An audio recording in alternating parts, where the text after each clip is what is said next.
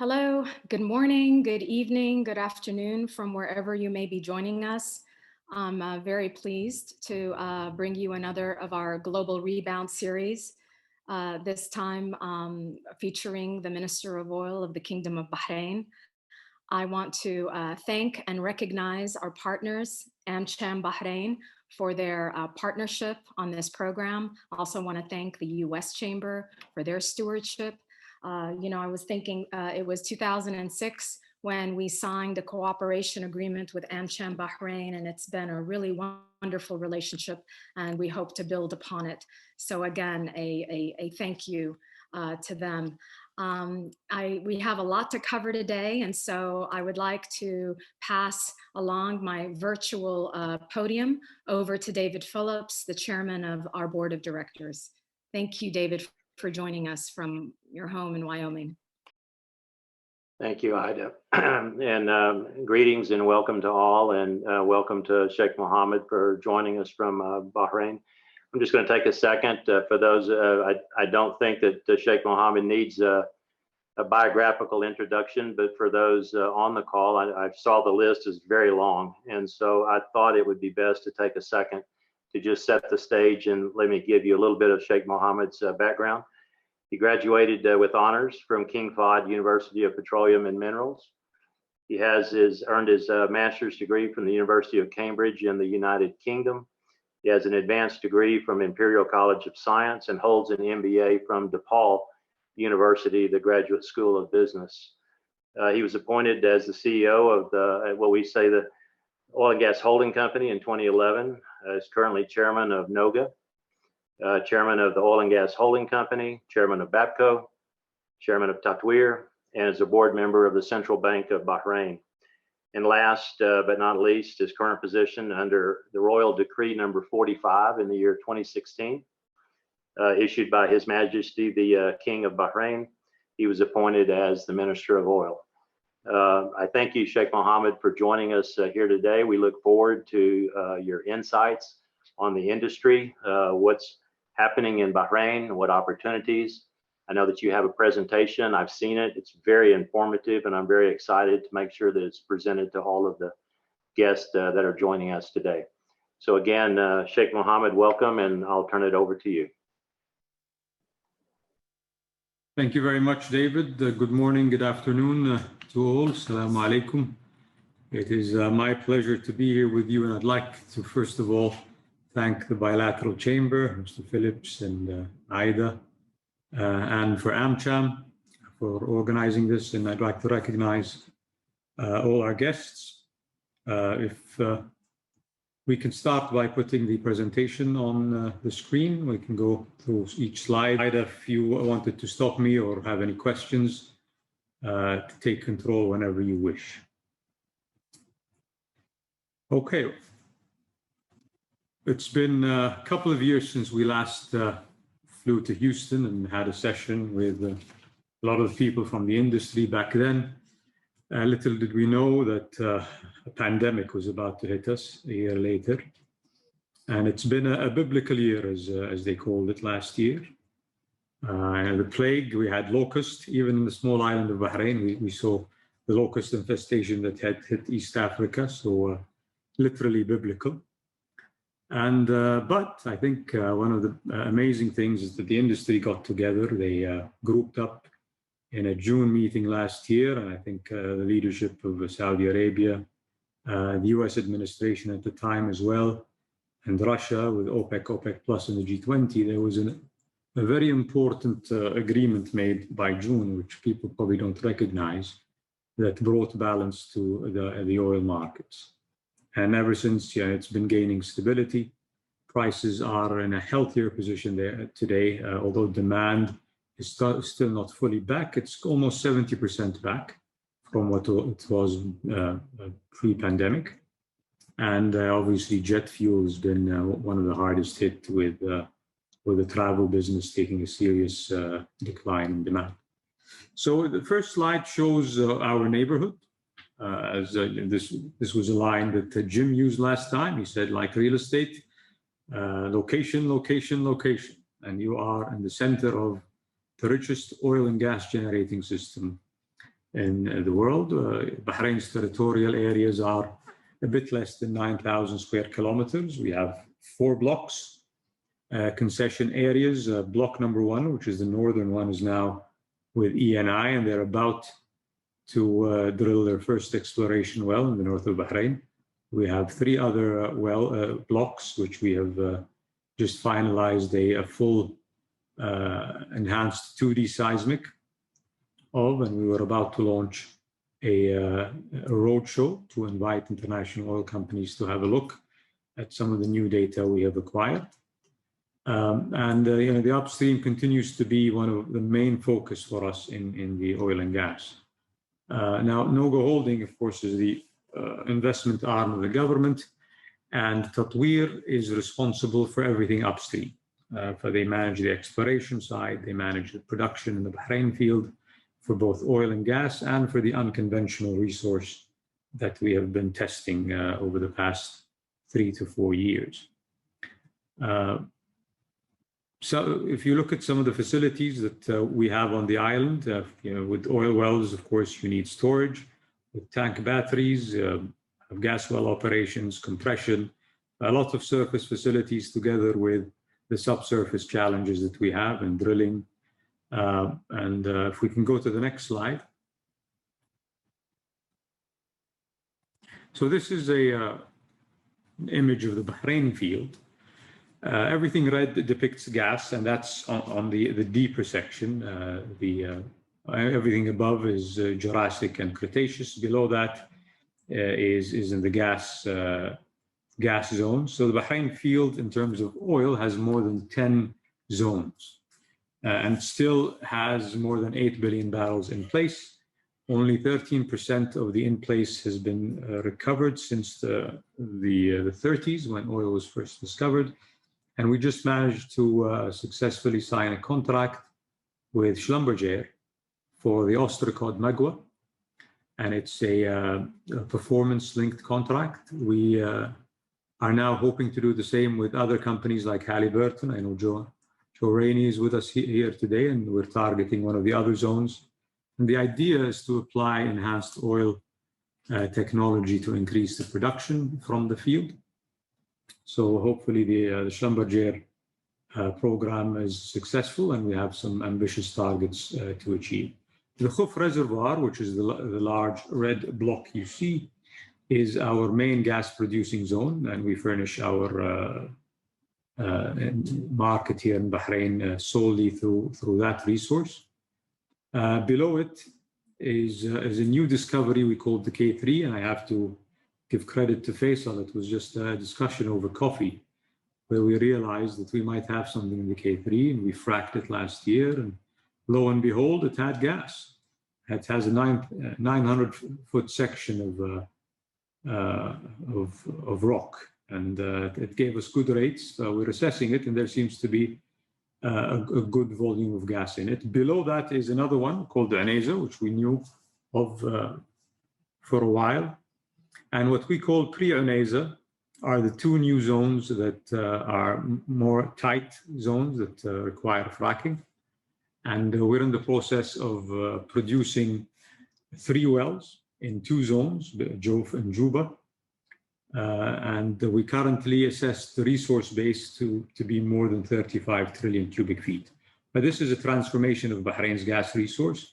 What we're working on now is to identify what the recoverable resource is, or the reserve rather. And as soon as we have that, there are a lot of projects in the waiting here in Bahrain, and of course one of them is GPIC, and we have an ever-increasing power demand that we have to attend to, together with the refinery that's due to complete in the next 1.5 to 2 years. So if we can move to the next slide.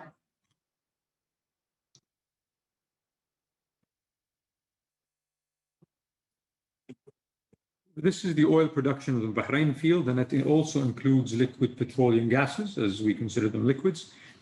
If the enhanced oil recovery initiatives are successful and met, we target to breach the 65,000 barrels a day level. It's not an easy task, but certainly with the expertise of companies like Halliburton and Schlumberger, we probably have a good chance of achieving it. And that's part of the enhanced oil recovery techniques. One of the things we haven't really included is initiatives we're looking at injecting CO2 into one of the large reservoirs here in the Bahrain oil field.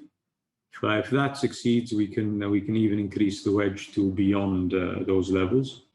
Ambitious, but hopefully with the capabilities we have internally in Tatweer and collaboration with our international partners, namely Halliburton and Schlumberger and others, we aim to reach those levels and surpass them in the near future. Next slide, Oz. Similarly for gas, we have to now start developing the new zones. Of course, those new zones require fracking, horizontal drilling, things that we have not been used to in the region. So again, collaboration with international partners is going to be extremely important. Now, all of this is subsurface. It also presents opportunities above surface. As we need more and more dehydration units, we might need more compression to enhance our reserves. And we've already been talking to small and medium-sized companies in the US who I'm sure are going to have a lot of opportunity here in Bahrain. I did not mention this, but we have been working for less than a year now, but we've gained a lot of ground with US EXIM. And we've crossed 2 administrations, but good news is the work has continued. And we envisage that the market here and the requirement for goods and services from the US probably be in the $3.5 billion range, given all the programs that Tatweer are going to be focused on. Some of the companies we've been dealing with have even considered setting up base here in Bahrain. Asri, many of you might not know, which is the shipyard here, and we own 35% of it, is considered a free zone. It also has all the logistics. It has the customs and immigration facilities. So it would be an ideal location for companies to set up, serve the Bahrain market and beyond, not just the GCC, but with Asri having shareholders from the region like Iraq and even Libya. Access to those markets are very much possible. We're already doing a lot of business with the Libyans and the Iraqis through a lot of US companies that come and they choose Asri and Bahrain as their preferred base. For that is something that we can offer, and we've been talking to companies like JNA, Crowley, and others that target the region for their business. And I think Bahrain probably would be their location of choice. And we'd be happy to partner with them or to facilitate everything goes. And of course, the business environment here is the most liberal in the region and very easy to set up shop. And US companies obviously have an advantage with the FTA, but on top of that, with hopefully US EXIM coming through, and we're trying to go through the process and due diligence. Ultimately, I think it probably has to go to Congress. I'm not too sure of that mechanism, but once that is done, there would be a pool of capital exclusively for companies that are from the United States. We do a lot of business with export credit agencies. We've never done something with US EXIM, so we're looking forward to securing this one. We've done it. We've dealt with Korean export credit agencies in the refinery, the Italian export credits, Spanish, and the British. And we look forward this time to put this facility in place. And that would be an advantage not just to us, but to a lot of the attendees and the companies in the US. And you have a list in front of you of some of the work that we will need, technical studies and lab work. We are currently working with multiple organizations in the US, including the University of Wyoming, where David is right now. We also have a few labs in Houston that we deal with to understand more some of our unconventional plays.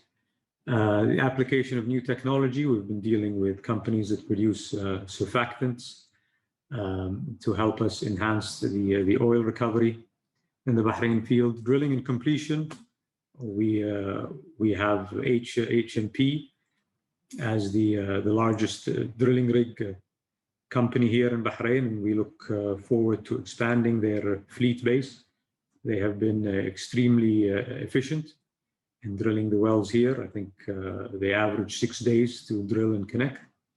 And we need them now for more sophisticated wells as we go deeper and we extend laterals for fracking. Fracking and flowback operations, of course, as we start to fully develop our new resources, there will be a need to accelerate those.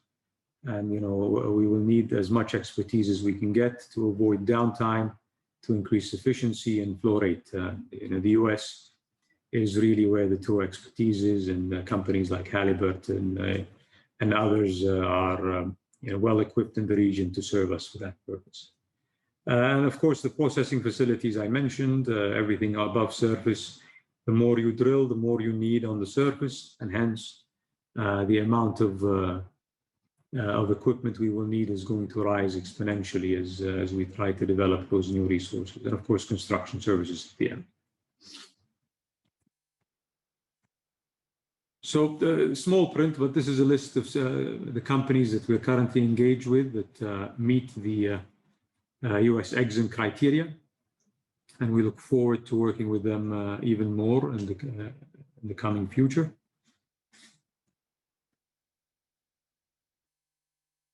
So Khalij al-Bahrain, we have been actively testing a few wells. Last time we spoke about the Hassan well. We have since installed a jet pump, and it has been producing uninterrupted. So I think we've cracked the code for that. We're still looking at how the resource behaves. We've sent cores to a lab in the US, or a couple of labs in the US. I mentioned the University of Wyoming, to find out more about the rock and to understand how to optimize our drilling and to find what that sweet spot for making it commercial is. The sooner we get the results, obviously, the sooner we will be able to move into a more advanced development cycle of this very important resource. Currently, the API coming out of the producing well is around 36 API, which is absolutely what the refinery needs. So if we can produce more of it, it'll be better for us. And that's the Khalij al-Bahrain. And I can speak about the other blocks as well. Now, for the offshore blocks, ENI, as I said, has block 1. You can see their logo at the top. They are soon to drill their first well. They should have been drilling already, but were delayed by some issues with COVID and their rig in the UAE, so they couldn't mobilize it. I think now they're in the process of mobilizing that rig, with fingers crossed that they don't get any infections in the crew. The other blocks, as I said, are up for concession roadshows. We have some very interesting leads, and we see some stratigraphic traps, some fault traps, and in an area that has a very strong source rock and a charge, both for oil and gas. The only thing remaining and the only risk is to identify the trap. We think we've identified a few, and we'll be happy to share it with some of our colleagues. Fault traps and stratigraphic traps are a bit more challenging to find, but they can be as large as anticlines. And I think the region still has a huge opportunity in that. I mean, Faisal has been our guru in identifying these opportunities, and hopefully we can attract attention to these blocks as oil prices go into the green zone now as they cross the $70 a barrel. Okay.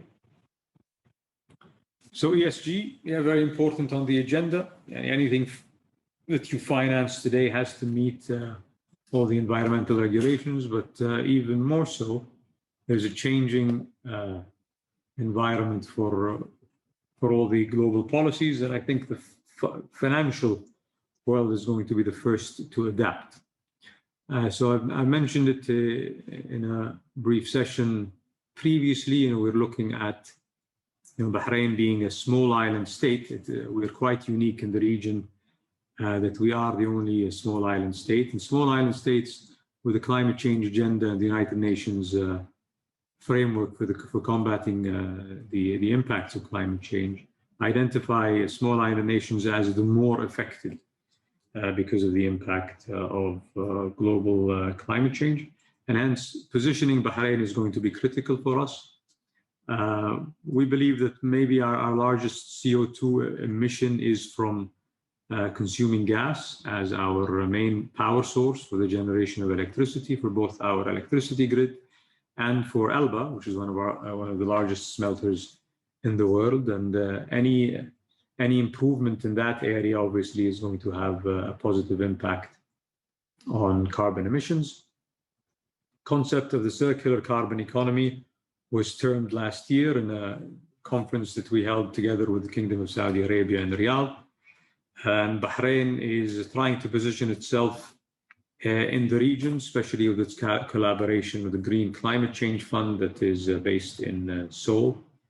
We managed to convince them to collaborate here with the oil and gas sector here in Bahrain. Initially, they did not want to consider anything related to oil and gas, but we were able to persuade them in co-investing here with us. And what they're looking at is the freshwater aquifers in Bahrain and how to maintain the level of freshwater aquifer and combat the effects of climate change and rising water levels. And of course, it comes back to investments of all our companies as we seek to target lower carbon emissions, and as the world moves to zero carbon, with many targets being set, whether at 2050 or beyond. But we want to put and position Bahrain in a place where it can take advantage of the changing landscape of policies with regard to climate change. We've already seen a lot of demand for ships coming to our shipyard, installing scrubbers. But the IMO has since postponed its directive to ban the use of high sulfur fuel oil until 2023. But we're preparing ourselves for more stringent policies for marine transport. Initially they allowed scrubbers to just convert emissions into release into the oceans. I think the future is that you want to completely stop any kinds of emissions, whether in sea or in the air. They require closed systems to be installed in various ships. And we're preparing ourselves for that eventuality here in Bahrain. And similarly, all other companies are preparing themselves for that. Of course, GPIC has been recycling its CO2 in the production of urea. And of course, ammonia is an important product for the company. And I think we're watching the markets, and whether ammonia is going to be a future fuel or not is anybody's guess. It does have challenges, although it doesn't have carbon and avoids carbon emissions. It is ultimately a toxic gas. So whether it will be successful in becoming an energy fuel or not remains to be seen. And we will continue watching that space and take advantage of it accordingly. And we're identifying the opportunities of exporting what are termed blue or green products, whether blue ammonia or even green ammonia. And ultimately, the hydrogen space is something we will keep watching. It's still in its infancy, so nothing we're throwing a lot of money at the moment, but we're watching with interest. This is just a description of what we're doing with the Green Climate Change Fund. We've identified zones in the oil field that have water resources with lower salinity than other zones. So we're looking at it as a reserve, as a strategic reserve for the island. And I think we've identified more than 16 billion barrels of low salinity water in some of the oil reservoirs. That's part of the work we're doing. We're doing a comprehensive water audit. We're modeling the hydrodynamics with rising seawater levels, all of that in full collaboration with the Green Climate Change Fund. and we're doing this with multiple stakeholders from the government of Bahrain. You can see this image of, if you can go back, the image of the red line is the encroachment of seawater into the freshwater aquifer. And one of the things we're trying to do is repressurize the aquifer to push back that seawater barrier further east. And I think the last slide also depicts various other projects working on in conservation of both power and water. Next, hydrogen is something we're considering. I think we've been talking to Air Products. They've done something similar in Aramco. So whether we move in that direction or not is still being thought of. We haven't really made a decision, but again, we're really watching that space. Is it going to be electric vehicles, or is it going to be a shift to hydrogen? You know, we're hedging our bets. We're keeping our options open. Well, that was a quick overview, and I think if Aida, you'd like us to answer some questions, we probably have enough time for that. Very good. I think David has a few of the questions already in hand, so I'll pass it along to him, and then yes, there are some additional questions. Thank you, Aida, and thank you, Sheikh Mohammed. That was very, very informative. I do have some questions that were provided to us from a number of the guests today, both from in Bahrain and in the region, and then of course from U.S. companies. Before I reach those, I wanted to ask a couple of follow-up questions, one of which came out of our conversation earlier this morning that I thought would be beneficial to those attending now. You mentioned the possibility, or perhaps it's already been approved, of developing a small LNG liquefaction plant there in Bahrain to sort of facilitate a seasonal hub opportunity for the kingdom. And could you sort of highlight that point for those related to the LNG sector here in the U.S.? Yeah, more than glad to. Now, we have an import terminal that we've finished. We started this when we were not sure of our gas resource base. So we said, let's build a terminal, and we made it a fixed on-jetty regasification with a floating storage, so an FSU. But since then, you know, we found out that we might not need LNG for some time. The vessel's been chartered. I think it's crossed the Panama Canal a few times. It's called the Bahrain Spirit. It probably went to Shanir to pick up some cargo and delivered it to Asia somewhere, but it's been quite busy moving around. And looking at the terminal that's going to be underutilized, we started thinking of other ways of taking advantage of it. And now with a stronger gas base, the idea is that we can allow companies to come, regasify gas in the summer where demand is low. And in the winter, they can come and liquefy it. But to do that, you need liquefaction. And we've been looking at various methods of doing it. We found a floating LNG vessel that's not used, and we're just looking at the economics. Does it make sense? This is even an infrastructure that private equity has been interested in. Some of the large US-based private equity firms like the idea because you can wrap it around almost a zero-risk structure if you have a guaranteed off-taker, if you have all the facilities, and if you had a guaranteed fee for the liquefaction itself, you can make it quite a low-risk business. So we're currently studying the economics, and basically the economics are for liquefaction, what's the liquefaction cost per MMBTU? And then do you need to condition the gas? Because we probably will use some of our indigenous gas. So we're looking at the cost of conditioning the gas, putting it all together. And if the numbers per BTU make sense, I'm sure there will be plenty of demand given the wide range of price swings between summer LNG prices and winter LNG prices. There is no other commodity that swings like it. Whether that swing continues or not is beyond my expertise, but certainly some of our colleagues would know the LNG market better than I would. But that's my my quick brief on the LNG side. Good, thank you, sir.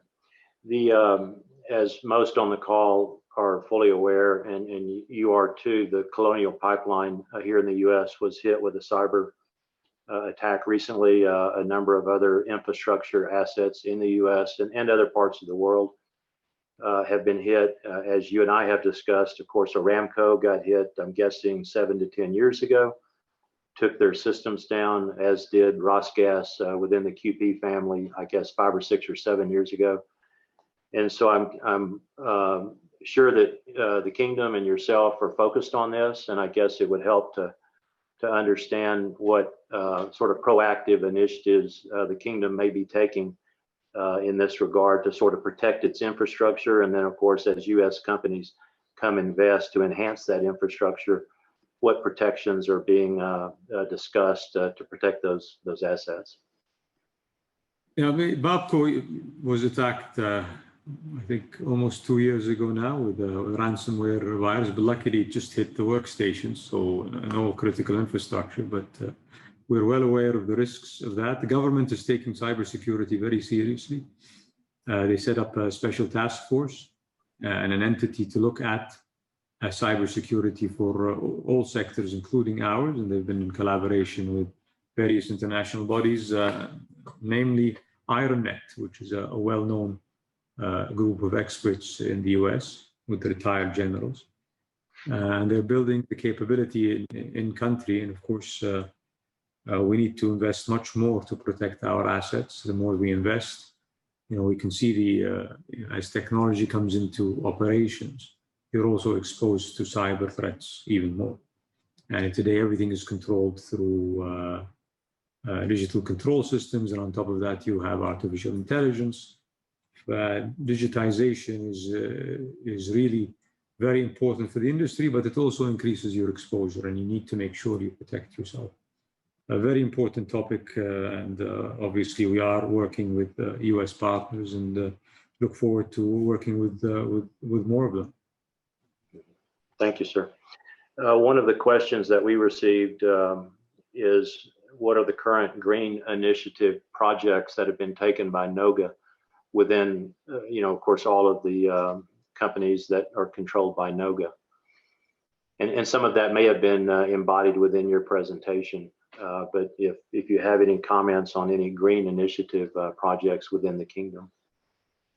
Okay, I can try and list a few. If I miss any of them, Jim, feel free to pitch in. So if we start with Tatweer, we're working with a company to use what are called reed beds to treat oily water. You plant these reed beds and then flood them with water coming out of oil wells, and they absorb oil. That's seen as a green project, and at the end you get water that's free of hydrocarbons, and it's a very important project and very cost effective as well. So the good thing is we target green projects that make economic sense to us. Babco has been working on a number of green initiatives with growing mangroves. GPIC has done more than many in terms of investing in Bird Island they have next to them. And if you go to their plant, you wouldn't know it's an industrial complex. We are working with fisheries to help them increase the production of what are called fingerlings, where Esri is helping the government center here in Bahrain. We're working with municipalities on various fronts to plant trees. Palm trees are known to be some of the most carbon absorbing trees. I think ultimately they will be given a carbon content, so you probably can claim credits eventually by planting palm trees. We're working with municipalities as well in setting up their palm tree nursery here in Bahrain. They use these cultures to to grow some of the species better known here in Bahrain of palm trees. What else am I missing? Yes, the Green Climate Change Fund that I mentioned, that's something we're working on. And any new investment that we do obviously increases our environmental footprint in terms of lowering emissions. You know, the Babco project itself is going to considerably enhance Babco's environmental record. Solar panels. Solar panels, yes, we have solar panels installed in Tatweer and in Babco, and we've been working with the Electricity and Water Authority on a number of initiatives. We've done a pilot installing them on houses here in Bahrain for the past 2 years, and successfully demonstrated that you can reduce households' consumption by 30%. We've also co-invested with the Electricity and Water Authority in installing the new ESCO standard. We chose 4 government buildings, and we're targeting 20-25% reduction in their electricity consumption by changing everything electrical, by enhancing their insulation, etc. And we collaborated there with Siemens. And these pilots are really designed to then develop some kind of a policy here in the government to help increase consumption efficiency, not just focus on the production side. We're looking at replacing some of the older electricity turbines, for example, with the Electricity and Water Authority. Alba has already done so and is reaping the benefits. They've installed, I think, one of the largest single turbines in the region with the GEH class machine, which is the most efficient, I think, with 65% efficiency. Yeah, so multiple initiatives that we're trying to now consolidate and come up with a number that would help us register our full carbon footprint sector. Great, great. There's a couple of questions, Your Excellency, on the international market. Let me just try to combine them. The question is NOGA able to join forces with Mumtakalat and Bahrain Bursa to acquire international petroleum investments? Second question is basically the same thing. Is NOGA willing to invest in the international market? Of course, in the UAE and even with Aramco and within their constitution of their countries, they have been empowered to do this. I'm not sure what constitutional constraints the kingdom has on Babco or NOGA to invest internationally.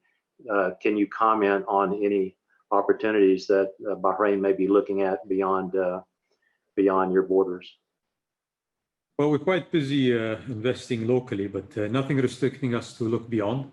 Mumtalakat has been a bit more active in that front. We've been mainly focused on our projects internally, but obviously in the future, as opportunities present themselves, we will certainly look at them. Collaboration with Mumtalakat, again, nothing to stop us there, but they try to avoid oil and gas. But if the right opportunity comes along for the right returns, I'm sure they would consider it. Okay, thank you.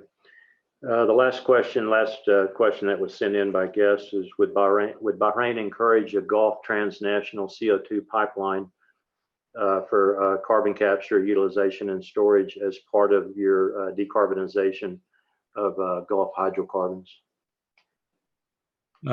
Yes, we've had discussions with Aramco. You know, they have plenty of CO2, and one of the things we thought about was using the old AB pipeline, or maybe a new for that matter. And you know, if you find utility for CO2, that's better than just storing it.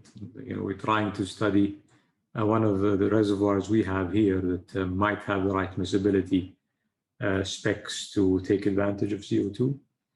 Other forms of usage, I mean, the cement business, GPIC itself uses a certain quantity, but I think the quantities Aramco was talking about were quite large, but there seems to be a large amount of CO2 available.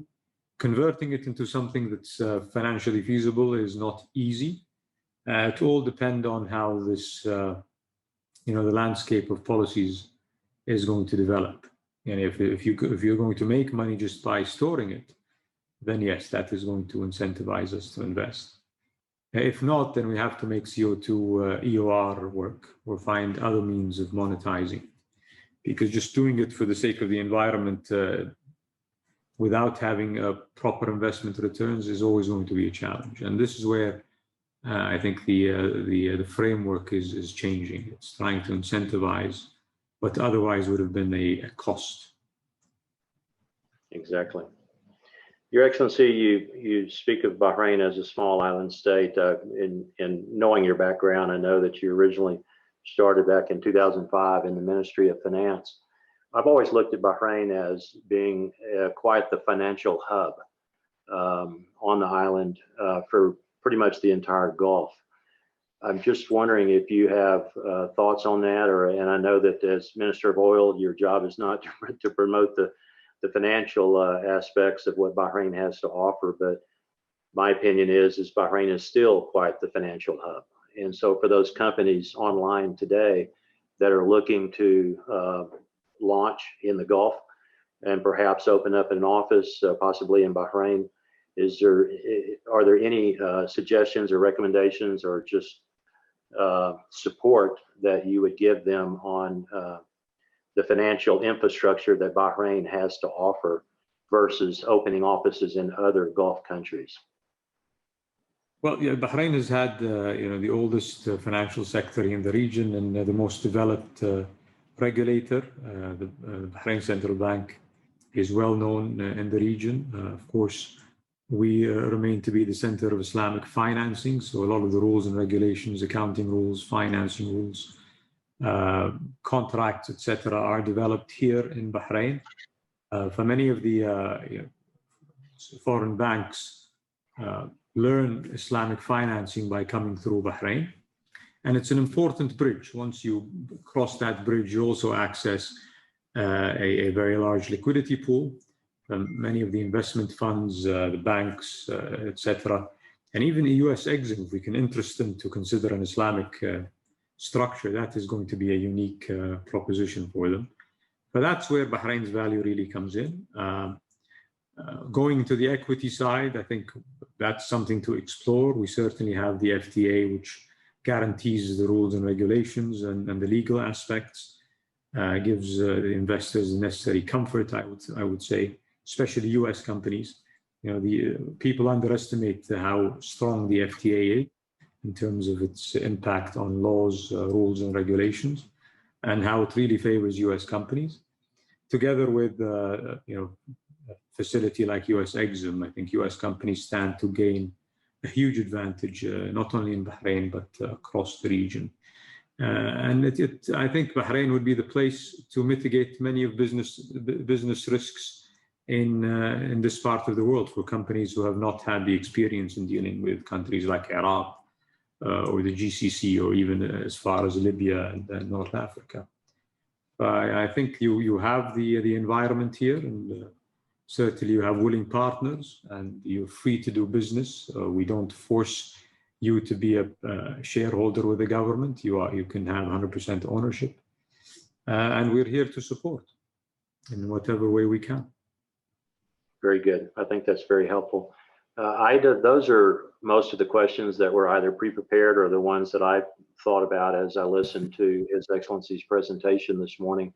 Okay. I'm happy to kick it back to you if you have other questions that you thought about.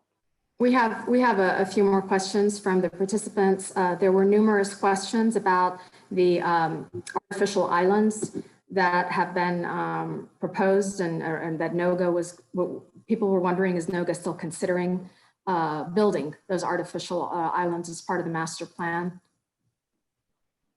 Yeah, we actually built one already. So we've tested the theory and it works. Now I think we're still in the subsurface side trying to crack the code, and hopefully we're not too far from that. But we did reclaim in the southwest of the island a pad where we took a rig a kilometer into the sea, and it was done in a short period of time, and I think it was cost effective. Jim, you want to comment on that? No, we had no issues. So we had BDF support with that, and it was on schedule, and it was reasonably low cost. So it sets the stage for a more expansive development in the future, depending on subsurface results. So you own your own island now? The government's island. Okay.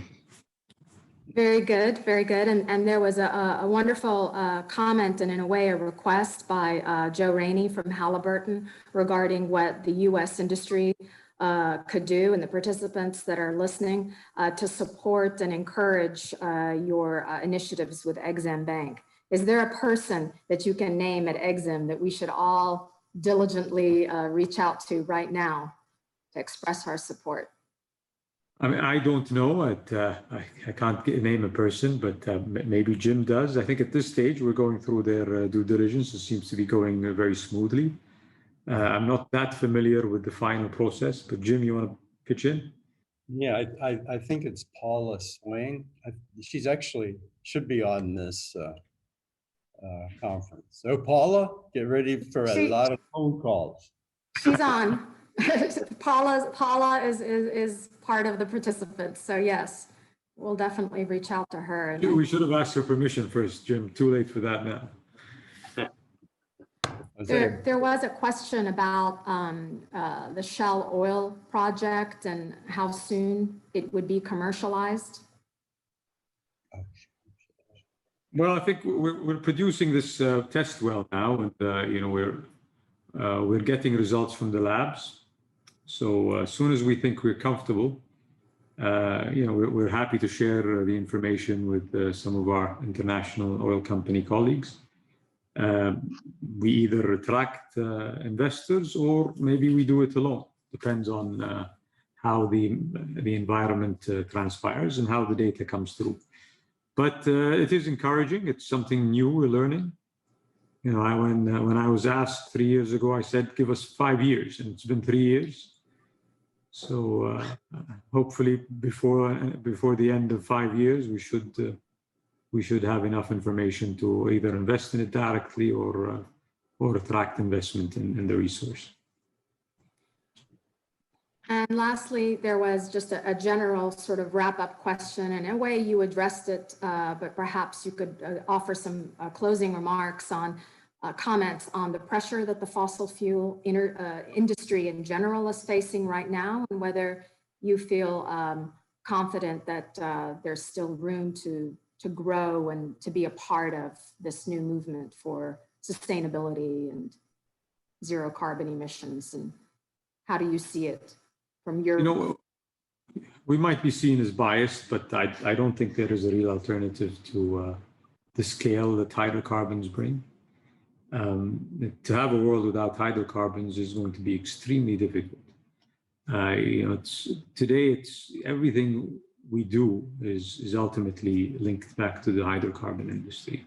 It's the cheapest form of energy. It's the easiest way of transporting energy when it comes to liquids.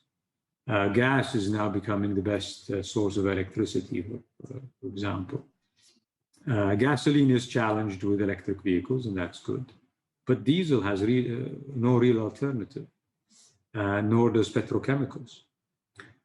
So I think it has to be behavioral changes, things like plastic wastes. We have to make sure we understand how to mitigate that. It's affecting the oceans, it's affecting soil, etc. And emissions. You know, the more we can identify ways of mitigating emissions while maintaining economics, the better. And don't forget, CO2 is not a toxic gas. It is actually a building block of life. So maybe growing more trees is part of the mitigating you know, solutions to CO2 emissions. So the concept of a circular carbon economy is really the target. Hydrocarbons are not bad, emissions are the problem, and those can be targeted. But nothing really has the scale to replace oil or gas. And unfortunately, that's, from my perspective, is a fact. I mean, we heard Prince Abdulaziz answer one of the journalists when asked about the IEA report, and he said it was the sequel to La La Land. I think that put him into the crosshairs of many of the environmentalists. But yeah, that report seemed to be a bit more of wishful thinking. Practicality ultimately defines where the world heads. And don't forget, this is just a little bit of history repeating. So we just need to make sure we consume hydrocarbons more friendly to the environment than previously. Thank you very much for your closing remarks, for your thoughts, for your time. Thank you, Jim, CEO of Tatweer, who's on with us. I do also want to thank Dawood Al-Nasif. He's on with his executive team, and I want to thank him for his support. GPIC, all our friends in Bahrain. And David, I don't know if you want to offer the adjourning remarks. Your Excellency, again, thank you for doing this. I look at this as a follow-on, I believe, as you do, from our original meeting in Houston. And I think that the opportunities that were presented by you and Jim and those that joined you in Houston, I think you're now seeing the fruit of that meeting. And I know a number of the companies that attended are now doing business in Bahrain.